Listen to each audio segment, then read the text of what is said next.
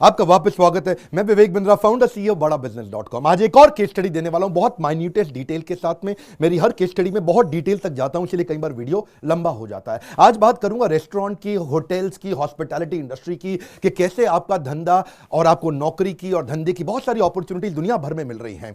देखिए, अगर आप भारत को भी चेक करो, कुछ समय तक भारत के अंदर एक महीने में एक आदमी बाहर जाके लगभग 2 बार खाना खाता है। बाहर मतलब किसी रेस्टोरेंट या होटल के अंदर जाकर के।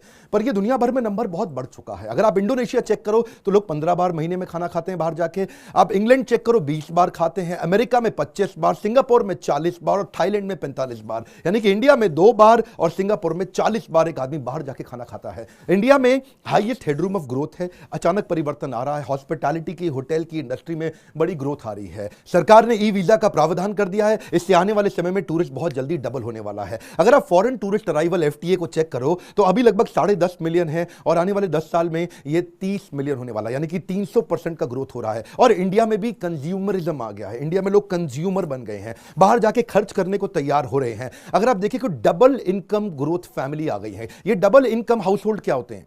पहले खाली पति कमा के लाता था तो पति के खर्चे से काम चलता था, अभी पत्नी भी कमा के ला रही है। इसको क्या कहते हैं? Double income house hold. उसके कारण भी लोगों ने अब ज्यादा खर्च करना शुरू कर दिया। पर्सनल डिस्पोजेबल इनकम, अगर आपने इकोनॉमिक्स में बचपन में पढ़ा हो 11th-12th में, क्या होता है personal disposable income? Credit card के आने से, लोन की फैसिलिटी आने से, अब वो मकान लोन पे ले लेता है, वो गाड़ी लोन पे ले लेता है, तो उसके पास आज खर्च करने के लिए पैसा एक्स्ट्रा बचता है, जिसके कारण अब लोग बाहर जाके खाना खा रहे हैं। और नए प्रकार का कंज्यूमर का सेगमेंट आ रहा है जो कि हेल्थ कॉन्शियस है, रिटायरीज हैं। ये वो लोग हैं जो अब अच्छा पैसा देने को तैयार है अगर उनको खाना बढ़िया मिले। पहले थोड़ा आपके काम की बात कर लेते हैं। आपके लिए इसमें नौकरी की और व्यापार की दुनिया भर के अंदर बहुत सारी अपॉर्चुनिटीज है, इंडिया में भी है। जैसे कि आप QSR फूड ऑन व्हील्स खोल सकते हो, ये जो कि क्विक सर्विस रेस्टोरेंट होता है, टेक अवे रेस्टोरेंट बना सकते हो। केटरिंग का बिजनेस चालू कर सकते हो, जैसे कि दूसरों के लिए कॉन्ट्रैक्ट लिया आपने, शादी पार्टी फंक्शन के लिए केटरिंग कर लिया। बेकरी यूनिट आप खोल सकते हो। स्कूल कॉलेज कॉर्पोरेट के लिए आप कैंटीन भी बना सकते हो। एक बार कैंटीन सेटअप किया और आप जिंदगी भर कमाते रहे, वहां से खाते रहे, क्योंकि बच्चे वहां पे हैं, आते रहेंगे। टिफिन सर्विस कर सकते हैं, महिलाएं घर से शुरू कर सकती हैं, दूसरों के यहाँ टिफिन बेच सकती हैं।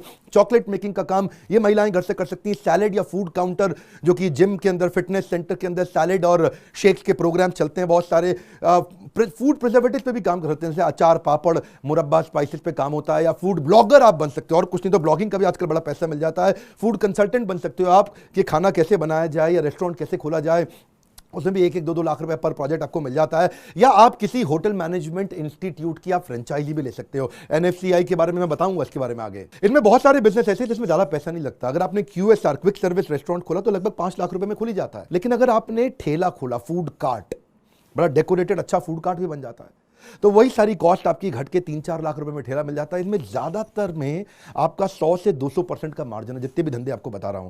यानी कि अगर आपने 5 लाख रुपए खर्च कर भी लिया तो आपको कम से कम भी नहीं तो 2 लाख रुपए महीने की इनकम होनी शुरू हो जाती है। हर एक के अंदर कस्टमर की बिलिंग अलग होती है। आप अगर एक फाइन डाइन रेस्टोरेंट में जाओ तो कस्टमर 1000 से 1500 रुपए खर्च करता है। बार्स और पब में जाओ तो वहां भी 1000 से 1500 रुपए खर्च करता है। कैफे में जाओ तो 200 से 500 रुपए पर पर्सन कॉस्ट आ जाती है। क्विक सर्विस रेस्टोरेंट में 50 रुपए से 200 रुपए के अंदर काम चल जाता है। लेकिन फूड कार्ट में 25 रुपए से 100 रुपए में काम चल जाता है। आपको देखना है कि आप कौन से बिजनेस के अंदर एंटर कर सकते हो। लेकिन इसमें मैं बहुत सारी डिटेल दूंगा, अगर आपने नहीं भी खोलना है तो भी समझिए, क्योंकि आपका माइंड खुलने लगेगा। एक रिपोर्ट के हिसाब से ये इंडस्ट्री इस समय 10 लाख करोड़ की है और अगले 5 साल के अंदर ये 15 लाख करोड़ की हो जाएगी। हर 2.5 सेकंड में एक नई नौकरी आ रही है। हॉस्पिटैलिटी इंडस्ट्री में करियर बहुत तेज ग्रो कर रहा है। 75 मिलियन जॉब्स आने वाली हैं। उस सबका कारण बड़ा सिंपल है कि डिस्पोजेबल इनकम, डेमोग्राफिक्स बदलते जा रहे हैं, साथ में अर्बनाइजेशन बढ़ रहा है। इंटरनेट पेनिट्रेशन बढ़ने के कारण डिलीवरी का भी काम धंधा चालू होने लग गया। जो डिलीवरी का धंधा है इस समय इंडिया के अंदर, वो अब भी बिल्कुल शुरू हुआ है और 2-3% का भी पेनिट्रेशन नहीं है। अभी बहुत बड़ा हेडरूम ऑफ ग्रोथ है। एक्चुअली इसमें नौकरी केवल रेस्टोरेंट में थोड़ी है। सर्विस स्टैंडर्ड सीखने के बाद एयरलाइंस में क्रूज मेंबर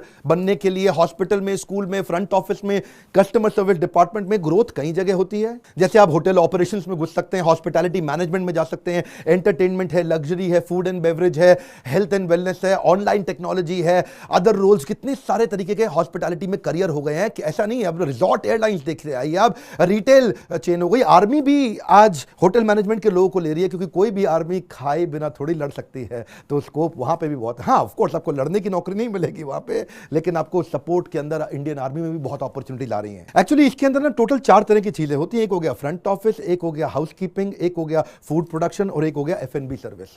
आप समझो हाउसकीपिंग क्या होता है। हाउसकीपिंग का मतलब है होटल मेंटेनेंस, हॉर्टिकल्चर, हाइजीन, साफ सफाई रखना, बेड के कैसे लगते हैं, टॉयलेट कैसे होते हैं, रूम्स कैसे क्लीन होते हैं, क्लीनिंग एजेंट्स कैसे यूज होते हैं, स्टाफ को कैसे मॉनिटर किया जाता है, मेंटेनेंस कैसे रखी जाती है, फूड प्रोडक्शन है जहां पे किचन होता है, वो काम इस समय सबसे ज्यादा ग्रोथ ले रहा है। फ्रंट ऑफिस होता है जो सामने बैठ करके स्टाफ जो बड़ा प्रेम से बात करता है, good morning sir, you welcome to our hotel. तो ये बेसिकली इससे ना आपके पास अपॉर्चुनिटीज काफी खुल जाती हैं। देखो, मैं आपको हमेशा डिटेल में लेके जाने की कोशिश करता हूं, और पहला प्रश्न ये आता है कि हमारे इंडिया के अंदर मैन पावर टैलेंटेड प्रोड्यूस क्यों नहीं हो रही।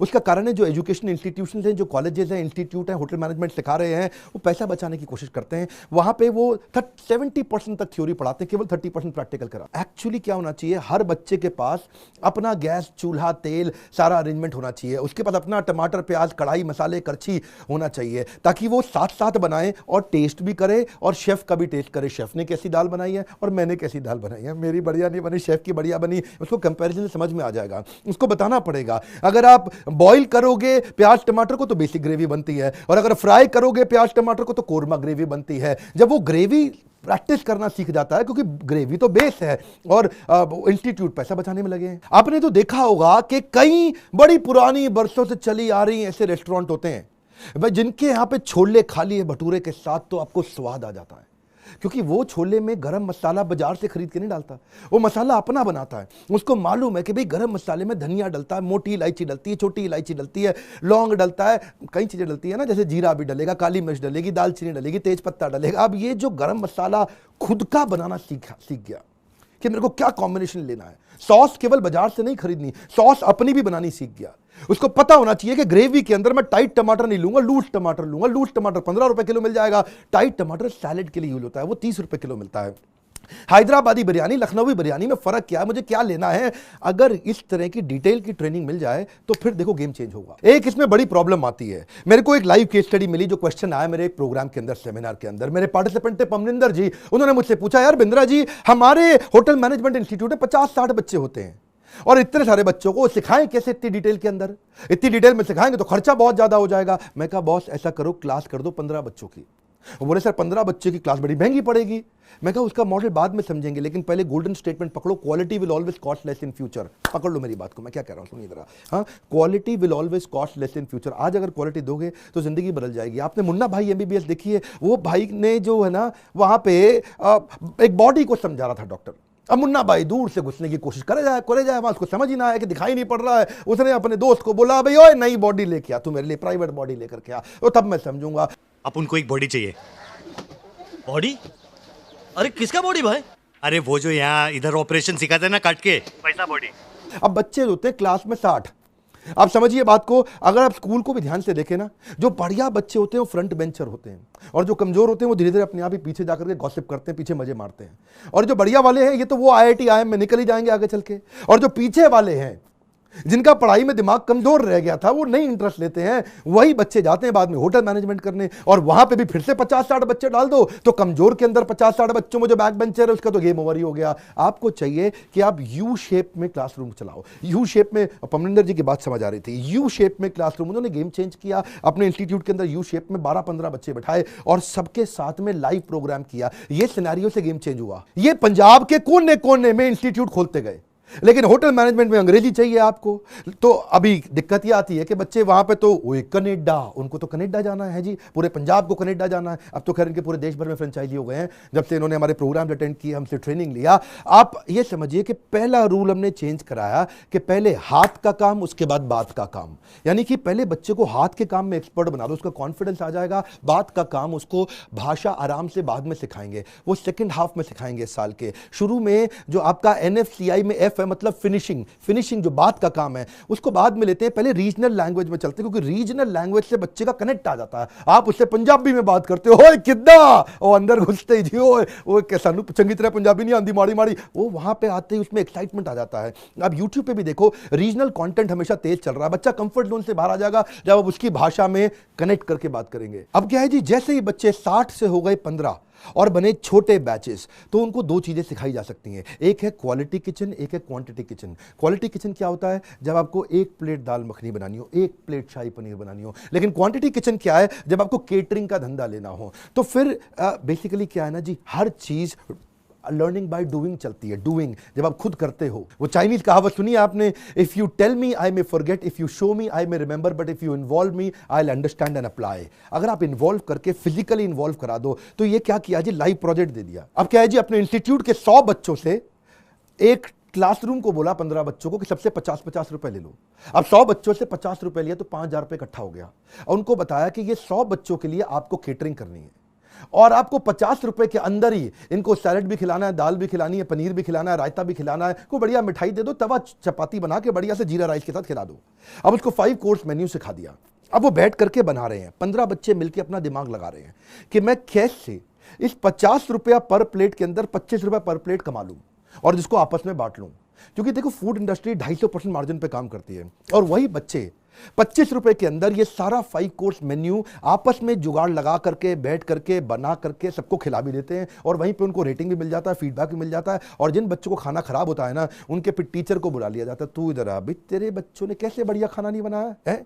और फिर जो है अब क्या है, लाइव हो गया बाय डूइंग, उससे दिमाग में झप जाता है, रजिस्टर हो जाता है। अब ये पमनिंदर जी और ब्रिजिंदर कौर जी, ये हस्बैंड वाइफ, इन्होंने इंटरनेशनल टाइप्स के बारे में समझ में आया क्योंकि दुनिया भर के अंदर अपॉर्चुनिटी बहुत है। तो चाइना से टाइप किया, मलेशिया में टाइप किया, थाईलैंड, दुबई, मॉरिशस, यहाँ पे अपने बच्चों को वहाँ पे सिखाने के लिए भेज देते हैं। तो बच्चे वहाँ जाकर के सीखते हैं, उनके लिए पाथवे प्रोग्राम बना दिया। तो उसके लिए बच्चों को न्यूजीलैंड, सिंगापुर, कनाडा भेज देते हैं। फीस बड़ी कम है और बच्चों को बाहर जाने की, सीखने की अपॉर्चुनिटी है, इंटरनेशनल एम्प्लॉयमेंट की, इंटर्नशिप की अपॉर्चुनिटी है। उनको 6 महीने का वीजा मिल जाता है, स्टडी वीजा मिल जाता है, जो बाद में एक्सटेंड बच्चे करा ही लेते हैं। तो पमनिंदर जी ने जब कोचिंग ली तो मुझसे पूछे कि इसको स्केल अप कैसे किया जाए, क्योंकि बच्चे तो क्लासरूम में कम हैं।